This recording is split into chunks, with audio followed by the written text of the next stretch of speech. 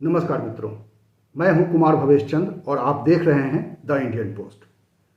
मुख्यमंत्री योगी आदित्यनाथ पिछले कुछ दिनों से लगातार दौरे पर हैं। हर रोज वह किसी न किसी जिले में जाते हैं, हेल्थ वर्कर्स के साथ बात करते हैं, उनको मोटिवेट करने की कोशिश करते हैं और अस्पतालों में, कोविड अस्पतालों में खास तौर पे जो व्यवस्था है उसकी समीक्षा करते हैं।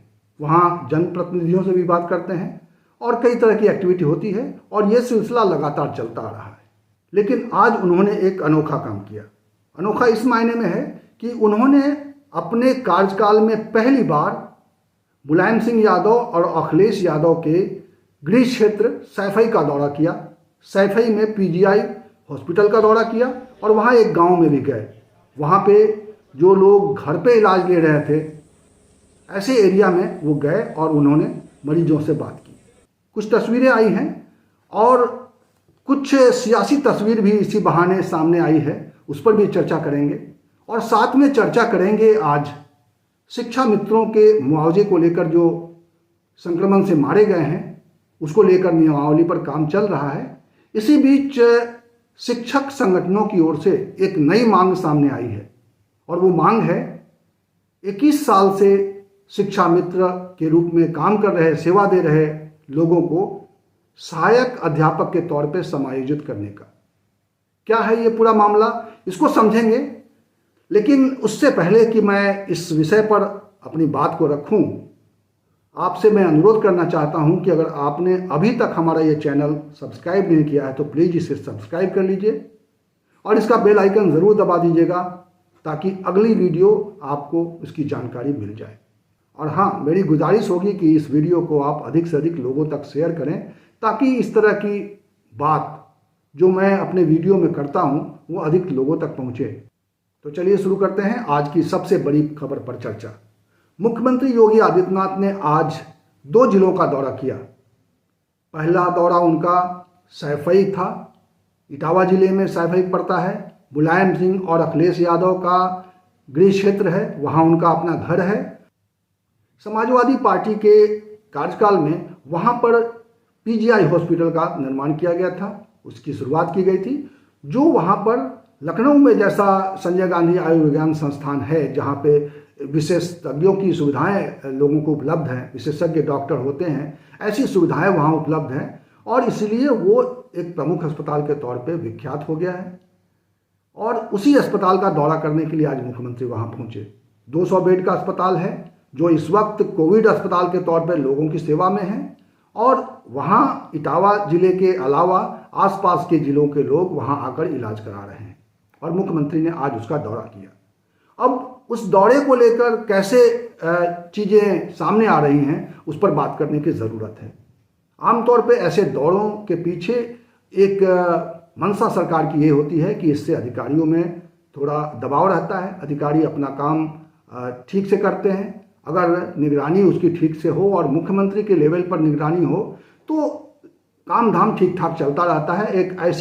एक ऐसी मान्यता है और एक ऐसा विश्वास लोगों में भी होता है कि मुख्यमंत्री दौरा करते हैं तो अधिकारी चुस्त दुरुस्त तरीके से लोगों की सेवा करते हैं और चीज़ें पटरी पर रहती हैं। तो मुख्यमंत्री योगी आदित्यनाथ ने वहाँ दौरा किया, वहाँ पे अधिकारियों के साथ एक बैठक की और वहाँ पे कई तरह की एक्टिविटी रही। वहाँ पे जो लोग बीमार हैं, क्वारंटीन हैं और एक ऐसे इलाके में जहाँ पे ये बीमारी है उस इलाके में जाकर भी योगी आदित्यनाथ ने वहाँ के लोगों से हालचाल लिया और बात की।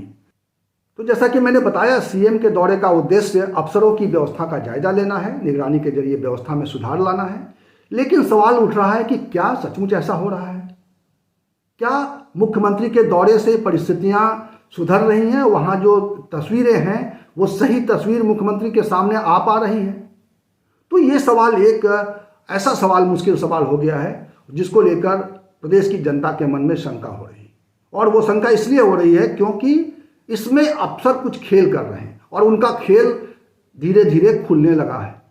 जो दौरे के दरमियान जिस तरीके की एक ग्रीन पिक्चर यानी कि एक ऐसी सुनहरी तस्वीर पेश करने की कोशिश होती है अधिकारियों की ओर से कि यहाँ पे सब कुछ हालात काबू में हैं, जैसी व्यवस्था बनाई गई है उसमें लोगों को मदद मिल रही है, लोगों को राहत मिल रही है, लोगों को सुविधाएं और सहूलियतें मिल रही हैं, लेकिन क्या सचमुच ऐसी तस्वीर होती है? और इस तस्वीर को एक्चुअली पेश किया है अमर उजाला ने, जब उन्होंने कल दौरा किया था, एक दिन पहले कठवाड़ा और रामगढ़ में जब उन्होंने दौरा किया था मुख्यमंत्री ने, और वहाँ दौरे के दरमियान जब उन्होंने एक व्यक्ति से बातचीत करके वहाँ पर स्थिति का हकीकत को समझने की कोशिश की थी मुख्यमंत्री ने, उसकी हकीकत जो उनके सामने आई और बाद में जो हकीकत मीडिया के सामने आई, उसमें दो तरह की तस्वीरें हैं। और इसीलिए मैं इस पर चर्चा करना चाहता था कि क्या सचमुच मुख्यमंत्री के दौरे से चीज़ें बदल जाती हैं, या मुख्यमंत्री के सामने कुछ ऐसी अच्छी सी तस्वीर पेश कर दो और अपना जैसा ढर्रे पे काम चल रहा वैसा ही चलता रहा। तो ये स्थिति है इस वक्त, और इसका जो खुलासा किया है अमर उजाला ने वो बड़ा ही रोचक है। कल जिस व्यक्ति के साथ मुख्यमंत्री योगी आदित्यनाथ ने बात की, जगमोहन नाम के ये व्यक्ति हैं, और इस वक्त आपके स्क्रीन पर तस्वीर है जो अमर उजाला की खबर है। उस तस्वीर में आप देख पा रहे हैं कि वो मुख्यमंत्री बात कर रहे हैं एक इसी तरह के भुक्तभोगी से, और क्या बात कर रहे हैं, उन्होंने मुख्यमंत्री ने जगमोहन नाम के एक व्यक्ति से बात की, और कहा यह जा रहा है उस खबर के मुताबिक ये है कि जगमोहन उनके सामने अफसरों के दबाव में संकोच से उनको कुछ ज़्यादा नहीं बता पाया, लेकिन बाद में जब मीडिया के सामने जगमोहन ने बात की तो मीडिया को उसने सच बता दिया, अमर उजाला को उसने सच बता दिया। तो जगमोहन की कहानी बहुत दिलचस्प है। जगमोहन ने जब वहाँ मीडिया को ये जानकारी दी कि वो अफसरों के दबाव में मुख्यमंत्री को तो सच्चाई नहीं बता पाया, लेकिन वो मीडिया को सच्चाई उसने सारी बता दी। उसने बताया कि 25 अप्रैल को उसे कोरोना हुआ था, और तब ना अस्पताल वालों ने कोई मदद की, स्थानीय अस्पताल वालों ने, ना कोई अधिकारी उनकी खैर खबर लेने आया। उसने एक प्राइवेट हॉस्पिटल में अपना इलाज कराया, उसके 70,000 रुपये खर्च हुए, उसके परिवार के लोग भी संक्रमित हो गए, और अधिकारियों ने उनके परिवार के लोगों का जांच तक नहीं कराया, उनकी जांच तक नहीं हुई, आरटीपीसीआर जांच या किसी तरह की जांच नहीं हुई कि उनको संक्रमित हुए हैं कि नहीं हुए हैं। आमतौर पे जब कोई परिवार में एक संक्रमित व्यक्ति निकल जाता है तो उसके बाकी लोगों पर भी इस तरह का खतरा होता है, लेकिन ऐसी भी कोशिश नहीं हुई। लेकिन उसने जो सच बताया मुख्यमंत्री को वो सच नहीं था। तो क्या इस तरह के दौरे में जो मुख्यमंत्री कर रहे हैं और मुख्यमंत्री के सामने अधिकारी और तमाम तरह के जो मशीनरी है उनके सामने जो तस्वीरें पेश कर रहे हैं वो सच्ची तस्वीर है, या इसी तरह की एक बनाई हुई झूठी तस्वीर है? और ये ऐसी तस्वीरें भी हम लोग के सामने, मीडिया के सामने आ रही है। जब मुख्यमंत्री अस्पतालों के दौरे करने जाते हैं, कोविड अस्पतालों के दौरे करने जाते हैं, तो वहाँ पर पता चलता है कि रंगोली बनाया हुआ है। ये जो ढर्रे पर जो एक अधिकारियों के चलने का तौर तरीका है उसमें बदलाव नहीं आ रहा है, उससे सच सामने नहीं आ रहा है, और इसीलिए इसको लेकर सियासत भी तेज हो रही है। इसको लेकर मुख्यमंत्री के दौरे पर सवाल उठ रहे हैं और लगातार सवाल उठाए जा रहे हैं। खास तौर पे समाजवादी पार्टी इस पूरे मामले में मुखर होकर बहुत ही आलोचना कर रही है और इसको लेकर दिखावा बता रही है। इसको अखिलेश यादव लगातार ट्वीट्स कर रहे हैं इसको लेकर कि किस तरीके से मुख्यमंत्री के दौरे सिर्फ भ्रम फैलाने के लिए है। और आज भी उन्होंने कहा है, समाजवादी पार्टी के अध्यक्ष अखिलेश यादव ने मुख्यमंत्री के इस तरह के दौरों पर दो तरह की प्रतिक्रिया उनकी रही है। आज एक तो उन्होंने जो कहा है कि ये मुख्यमंत्री का एक पॉलिटिकल टूरिज्म है, राजनीतिक पर्यटन है, उनको दौरा करना है, और इस दौरे से क्या तस्वीर निकल कर सामने आ रही है हम नहीं कह सकते, लेकिन इस दौरे से किसी का भला नहीं हो रहा, ऐसा कहना है अखिलेश यादव का, जो समाजवादी पार्टी के राष्ट्रीय अध्यक्ष हैं।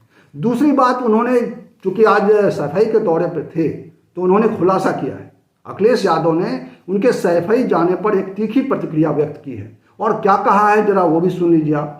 अखिलेश ने कहा है कि अपने कार्यकाल में द्वेषपूर्ण सफाई की घोर उपेक्षा करने के बाद अब योगी की उसकी सुधाई है। वहां जाने में देरी उनकी मजबूरी का संकेत है। क्या उन्हें नहीं पता कि सफाई सहित राज्य में कहीं भी चिकित्सा की सुविधाओं पर उनकी भाजपा सरकार ने ध्यान नहीं दिया, जिसके दुष्परिणाम सामने आ रहे हैं। योगी सरकार ने सफाई में स्वास्थ्य सेवाओं का बजट काट दिया था और विस्तार के काम रोक दिए थे। उन्होंने ढेले भर का काम नहीं किया, फिर मुख्यमंत्री वहां किस लिए दौरा करने गए हैं? तो इस तरह का बयान अखिलेश यादव का आया है। और उसके बाद उन्होंने, अखिलेश यादव ने अपनी सरकार की, जब पिछली सरकार में वो थे तो उन्होंने स्वास्थ्य सेवाओं को लेकर क्या क्या किया था वो उन्होंने बताया है। उन्होंने कहा है कि हमने अपनी सरकार के दरमियान कैंसर अस्पताल बनाया, ट्रॉमा सेंटर बनाया, जौनपुर, अयोध्या, सीतापुर, झांसी, आजमगढ़, बदायूं, लखीमपुर खीरी, प्रतापगढ़, गाजीपुर, उन्नाव, बांदा, सहारनपुर आदि जिलों में मेडिकल कॉलेज स्थापित किए। उनका ये कहना है कि इन जिलों में जो हमने शुरुआत की, अगर सरकार उनकी उस काम को आगे बढ़ाती तो आज इतनी दिक्कतें नहीं होती। स्वास्थ्य सेवाओं पर जो पिछली सरकार ने जो काम किए थे, जो खर्च किए थे, जो जनता का पैसा था, अगर उसी पैसे को, उसी खर्च को सरकार, आने वाली सरकार भी यानी योगी सरकार भी और उसमें मदद करती और भी उस पर काम करती तो एक ऐसा हेल्थ इंफ्रास्ट्रक्चर खड़ा हो सकता था जिससे लोगों को इस कोरोना काल में मदद मिल सकती थी। ये कहना है अखिलेश यादव का। और ये आरोप है कि सरकार पिछली योजनाओं पर उस तरीके से काम नहीं कर रही है, उसके साथ भेदभाव कर रही है। उन्होंने सैफई के बारे में यही कहा और बाकी योजनाओं के बारे में यही कहा। और ये इसमें बहुत हद तक हकीकत है।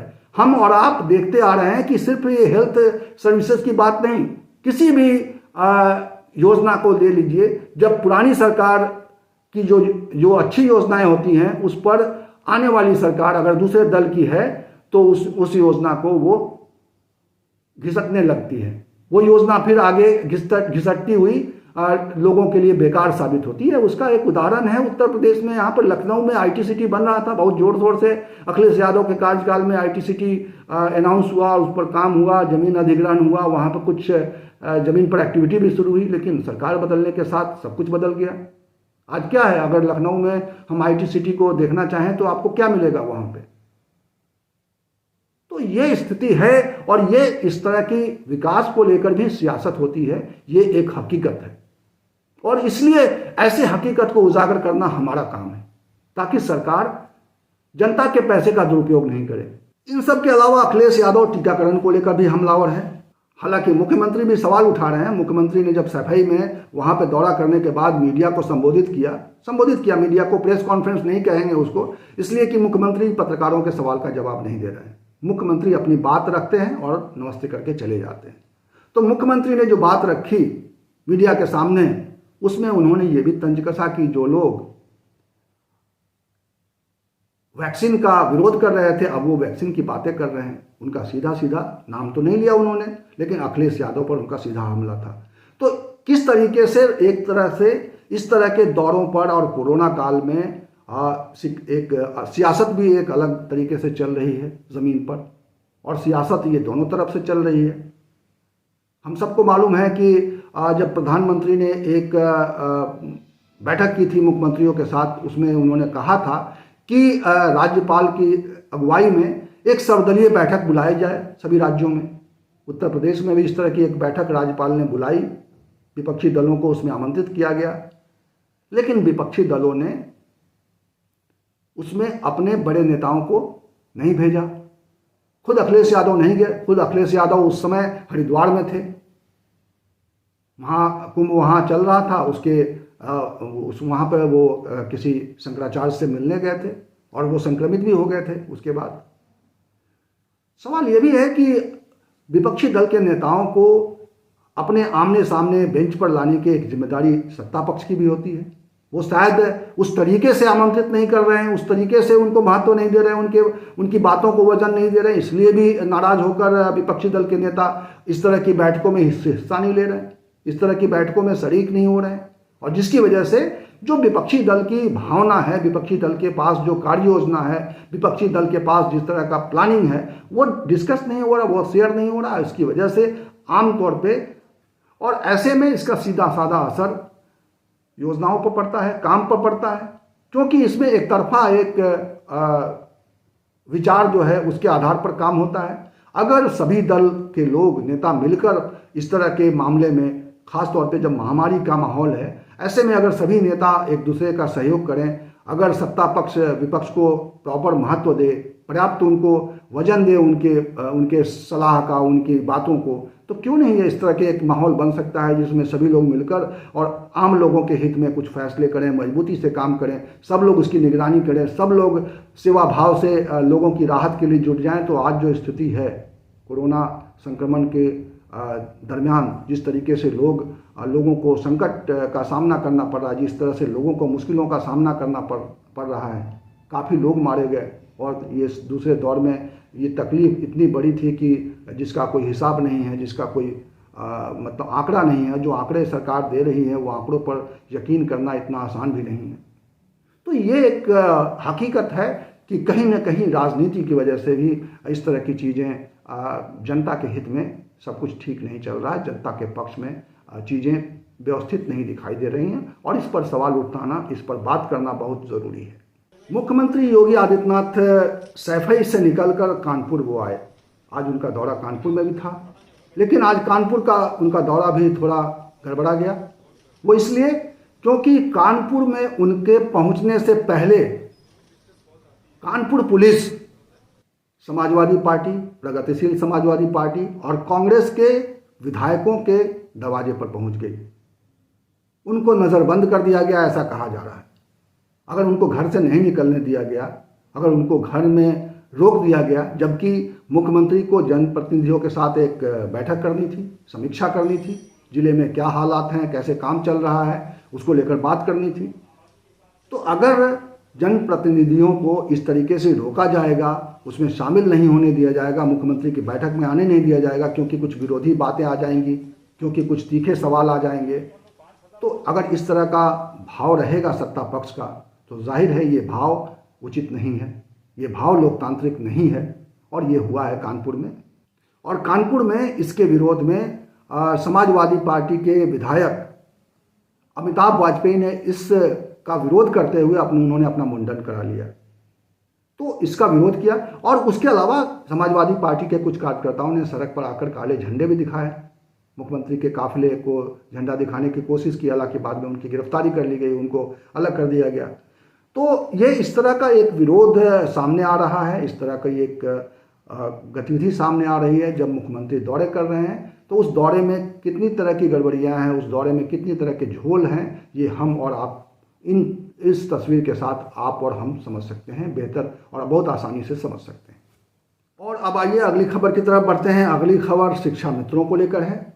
शिक्षा मित्रों का मामला, जो पंचायत चुनाव में संक्रमण की वजह से मारे गए, उसको लेकर सरकार ने मान लिया है। मैंने अपने पिछले वीडियो में बताया था कि योगी जी ने बहुत ही सदा सहता दिखाते हुए बहुत ही जल्दी यह फैसला किया कि उस नियमावली में संशोधन किया जाएगा और सभी शिक्षा मित्रों को जो संक्रमित होकर मारे गए हैं उनको मुआवजा मिलेगा सरकार की ओर से। सरकार ने फिलहाल 30 लाख रुपए का मुआवजा तय किया है। हालांकि मामला हाईकोर्ट में विचाराधीन है और हाईकोर्ट का ऑब्जर्वेशन है कि सरकार को इस मुआवजे की राशि में बढ़ोतरी करनी चाहिए।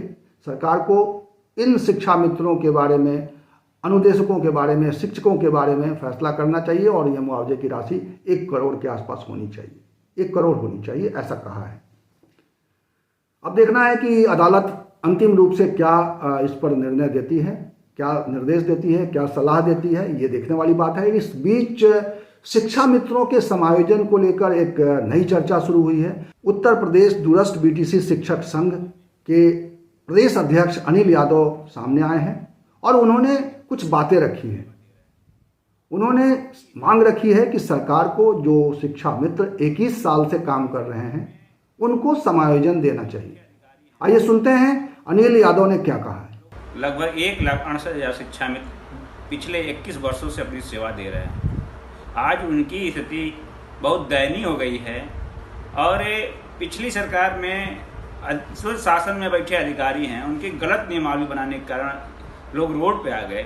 हम सरकार से मांग करते हैं कि जिन शिक्षा मित्रों का जो पिछले 21 साल से काम कर रहे हैं उनके अनुभव को आधार देखते हुए पुनः नियमावली में संशोधन करते हुए राज्य सरकार उनको शिक्षक पद पर पुनः समायोजित करे। उसके बाद जो बच रहे हैं उनके लिए प्रक्रिया आरंभ किया जाए, क्योंकि जब समान कार्य के लिए समान वेतन दिया जाएगा तो निश्चित रूप से शिक्षा मित्रों का मनोबल बढ़ेगा और प्राथमिक शिक्षा व्यवस्था की गुणवत्ता ऊपर उठेगी। दरअसल अनिल यादव की मांग ये जो है अकेली मांग नहीं है, इस तरह की मांगें उठती रही हैं, लेकिन इस तरह की मांगों को सरकार लगातार नज़रअंदाज कर रही है। अनिल यादव ने यह कहा है कि 1,68,000 शिक्षा मित्र जो 21 साल का अनुभव है जिनके पास, उनके लिए सरकार को नियमावली में संशोधन करना चाहिए और संशोधन करके उनको सहायक शिक्षक के रूप में समायोजन देना चाहिए। क्योंकि इन शिक्षकों को, इनमें से अधिकतर शिक्षकों को पिछली सरकार में समायोजन मिला था, सभी सहायक शिक्षक बन गए थे। और लेकिन सुप्रीम कोर्ट में ये मामला जो है, सरकार जब बदल गई थी और उसके बाद सुप्रीम कोर्ट में यह मामला चल रहा था, तो सरकार ने इसकी ठोस पैरवी नहीं की, जिसकी वजह से सुप्रीम कोर्ट में यह मामला लटक गया और सभी शिक्षा मित्रों का समायोजन रद्द हो गया।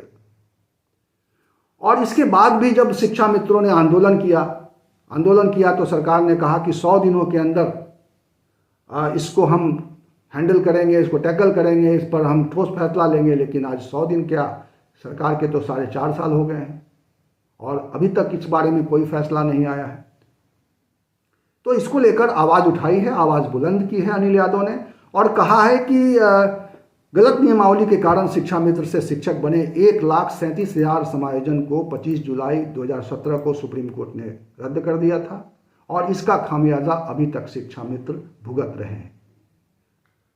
उन्होंने कहा कि इसकी वजह से अवसाद यानी निराशा में करीब करीब 2000 से ज़्यादा शिक्षा मित्रों ने आत्महत्या कर ली या उनकी किसी तरीके से जान चली गई, ये बात उन्होंने कही है। और इसके साथ ही उन्होंने एक और बात रखी है, उन्होंने कहा है कि 208 शिक्षा मित्र अभी इस बार कोरोना पंचायत चुनाव की वजह से जो कोरोना संक्रमण बढ़ा और उसके शिकार हुए 208 शिक्षा मित्र।